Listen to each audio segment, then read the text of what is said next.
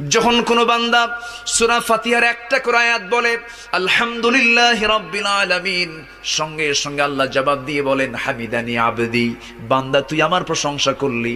আর রহমানির রহিম যখন বলে আল্লাহ বলেন আসনা আলাইয়া আবদি।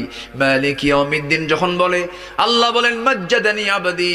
এরপরে যখন বলে ইয়াকা না'বুদু ওয়া ইয়াকা নাস্তাঈন পর্যন্ত যখন বলে আল্লাহ বলেন বান্দারে তুই আমার কাছে কি চাস, প্রাণ খুলে চারে বান্দা। ইহদিনাস সিরাতাল মুস্তাকিম থেকে শুরু করে নিয়া ওয়ালাদ-দাল্লিন পর্যন্ত যখন বান্দা বলে তখন আল্লাহ বলেন বান্দা নামাজের মধ্যে এমন প্রেমের খেলা খেললি বান্দা, তুই যা চাইলি সব আমি আল্লাহ কবুল করলাম। ওই বান্দা যখন রুকুতে যায় আল্লাহ তখন অস্থির হন।